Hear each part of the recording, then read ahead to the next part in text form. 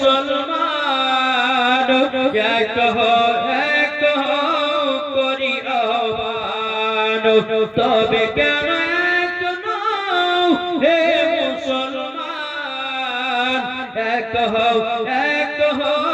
করি আহ্বান আমাদের খোদা এক নবীর উম্মত জীবন বিধান বাণী সেই আল কোরআন তবে কেন এক নও হে মুসলমান এক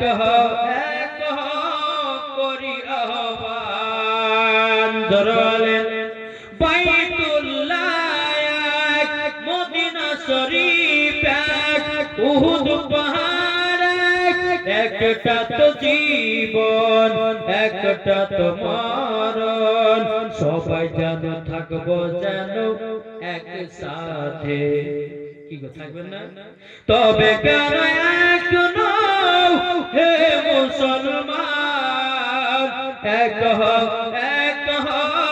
করি আহ্বান তবে কেন এক নও হে মুসলমান এক করি আহ্বান আল্লাহুম্মা সাল্লি আলা মাওলানা মুহাম্মদ ওয়া আলা আলি সাইয়্যিদিনা মাওলানা মুহাম্মদ সাল্লাল্লাহু তাআলা আলাইহি সাল্লাম বাবা দে মুসলমান ভাইরা ইসলামানি কেউ চলো আমাদের এগিয়ে যাক এদিকে মা ফাতেমা রাদিয়াল্লাহু তাআলা আনহা তিনি বলছে গো আমার স্বামী ওগো স্বামী তবে শুনলো যে ইহুদি চাদর ব্যাকিং দিয়ে গেল আচ্ছা বলুন না ওনারা মুসলমান হবে কি হবে না বাবাজি হযরত আলী বলছো গো আমার বিবি খাতুন জান্নাত তবে শুনো গো ওনারা স্বামী স্ত্রী মুসলমান হবে এবং তিনার আব্বা মা মুসলমান হবে জোর বলেন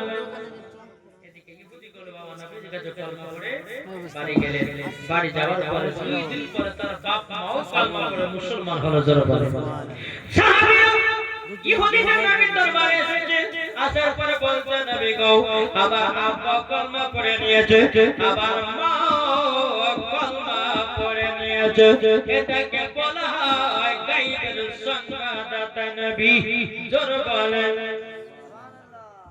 এদিকে বিরাদার মা ফাতেমা রাদিয়াল্লাহু তাআলা আনহা স্বামী স্ত্রীর মধ্যে মহব্বত ভালোবাসা বাবাজি তিনাদের ভিতরে চলছে আল্লাহ বলছে যেই বাড়িতে স্বামী স্ত্রীর ভালোবাসা মহব্বত থাকবে ওই বাড়িতে আল্লাহর রহমত বর্ষিত হবে জোরে বলে সুবহানাল্লাহ জি বাবাজি একদিন মা ফাতেমা রাদিয়াল্লাহু তাআলা আনহা তিনি আপনার জাতাতে বাবা আটা পিষে পিষে পিষে তার হাতে যেন খোসা পড়ে গেছে কি পড়েছে হাতে খোসা পড়ে গেছে তো হযরত আলী মদিনার কাছ থেকে এসেছে আসার পরে মা ফাতেমা রাদিয়াল্লাহু তাআলা হাত নিয়ে দেখতেছে হাতে খোসা 5 মিনিট হাতে যখনই খোসা পড়লো হযরত আলী বলতেছে বলো বাবা বিবি খাতুন জান্নাত তোমার হাতে কেন খোসা পড়েছে মা ফাতেমা রাদিয়াল্লাহু তাআলা তিনি বলতে জগ আমার স্বামী গো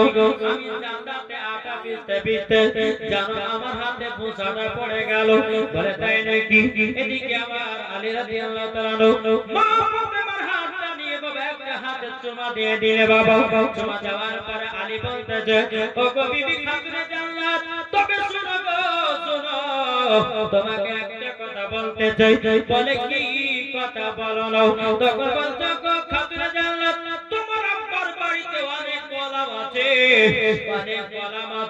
ও গো খাতুন জান্নাত তুমি দিয়ে তোমার আব্বাকে বলে একটা গোলাম তোমার বাড়িতে নিয়ে এসো তোমাকে আর কাজ করতে হবে না ওই গোলামটা কাজ করবে মা বাবা বলতে স্বামী আপনি অর্ডার দিয়েছেন নাকি স্বামী আপনি হুকুম দিয়েছেন নাকি বলে হ্যাঁ অর্ডার দিয়েছি হুকুম দিয়েছি যা যাও তোমার আব্বা জানের কাছে গিয়ে একটা গোলাপ নিয়ে আসবা। সকাল হলো, মা ফাতেমা রাদিয়াল্লাহু তাআলা তিনি বাবা কোটে কোটে আপনার আব্বাদের কাছে গেলেন, আমার নবীজির কাছে গেলেন। আমার নবীজি দেখতেছে মা ফাতেমা আসতেছে, আমার নবী মুস্তাফার মাথার পাগড়ি মোবারক কোলে বাবা বিছায়া আবার মা ফাতেমাকে যেন বসতে দিয়েছে। জোরে বলে দেখেন আমার নবী মুস্তাফা মা ফাতেমা আসছে বলে ঢুকছে, আমার নবীজির মাথা মোবারক পাগড়ি কোলে বিছিয়ে দিয়েছে। আমার নবী মুস্তাফা কি করলেন? খাতুনে জান্নাতকে বসতে দিলেন। জোরে বলে সুবহানাল্লাহ। আমার নবী বলছে বেটি কি ব্যাপার, ওয়া টাইমে আমার বাড়িতে গোলাপ বাজান, একটু পার্সোনাল কথা আছে।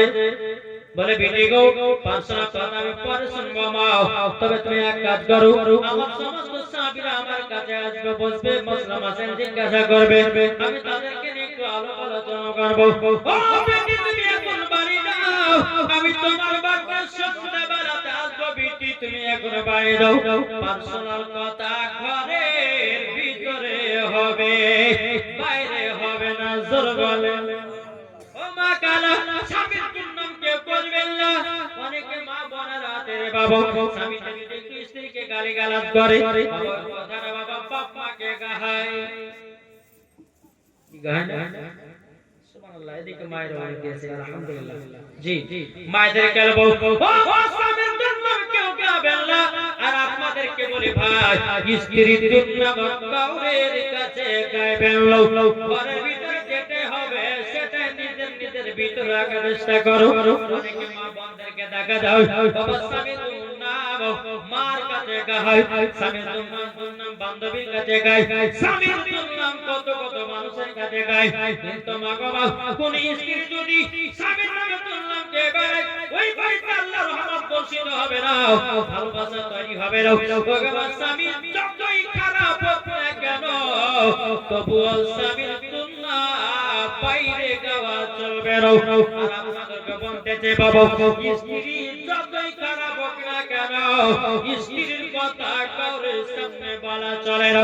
বাবা ভাই, যদি কোনো মানুষের সামনে আপনি যদি বলেন আমার স্ত্রী খারাপ, আমার স্ত্রী ভালো না, আমার স্ত্রী আমাকে ভালোবাসে না, আমার স্ত্রী আমাকে এটা সেটা করে না, তাহলে আপনার স্ত্রীর নামে দুর্নাম করলে আপনার স্ত্রীকে যেই দেখবে আর কেউ বাবা ভালো চোখে দেখবে না।